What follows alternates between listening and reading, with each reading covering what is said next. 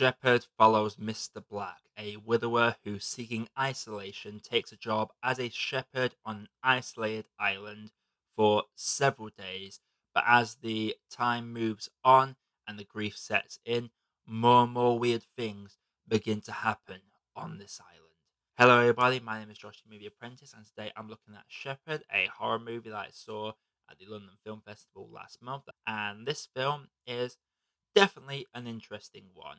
This is one of those films that is told solely through one actor predominantly. There are a couple of other actors featured in this, but for the most part, it is carried by a single solitary performance. And that performance is by Tom Hughes. He is by no means the best performer in the world, but considering he has to really carry this very atmospherically driven film, I feel like he does a very good job. This is played mostly through isolation with him and his shepherd dog that has to round up these sheep on this isolated island with a very creepy lighthouse that has no door that will open. Say this film is atmospherically driven as opposed to character driven really says a lot. This very much makes use of the isolated setting to perfection. These slow classic scenes where Mr. Black has to wake up and just check these little noises and sounds that he keeps hearing. It builds up tension masterfully, and it definitely uses its setting as well as it possibly can. There is a creature that features quite heavily in this. That's never specified as to what it is, but the design of it is absolutely fantastic. Sometimes the sound can get a little bit overbearing, just a tiny bit though, but for the most part, they let the cinematography and the soundtrack relax and just build that tension throughout. You have no idea where this is going, and you're constantly wondering in the back of your head what is actually happening as the woman with the glass eye that brought him to the island regularly calls up to their house.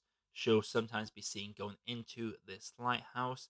You never quite know what is happening on this island. There was a few moments at this festival where I feel like films did go too far in certain elements, and this film had one of those moments, but I won't be spoiling what that is. However, one of my big flaws with this is the questions that the film left me with. Usually with films like this, there is always your little try to explain everything towards the end. Because I had a lot of questions, I had no idea what was going on.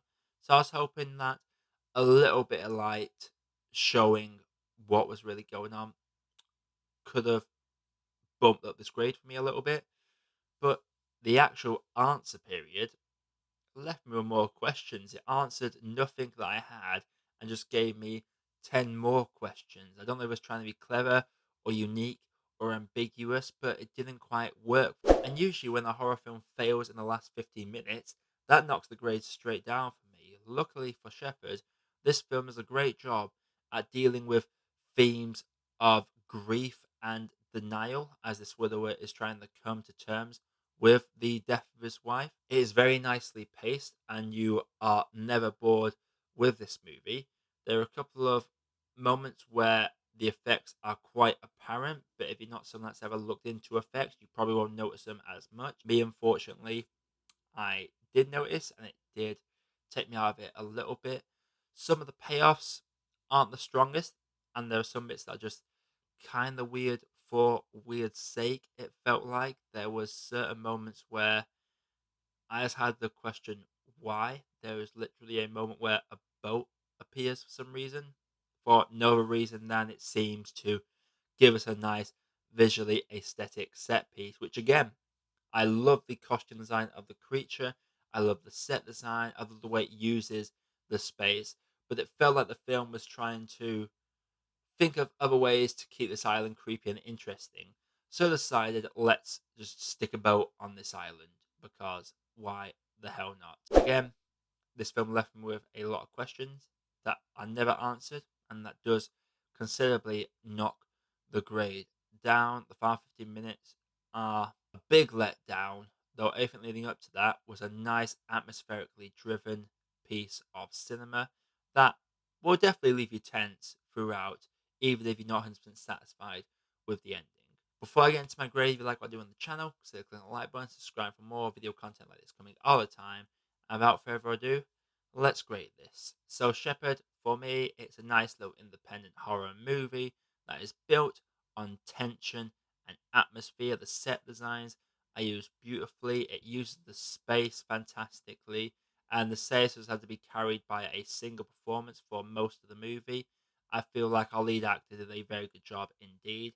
Unfortunately, with a lot of horror movies, if you don't stick that landing, it's going to knock the grade down. And when nothing gets answered and more questions are added towards the end, it left a lot to be desired. Some of the effects are not that great, but some other effects are absolutely fantastic.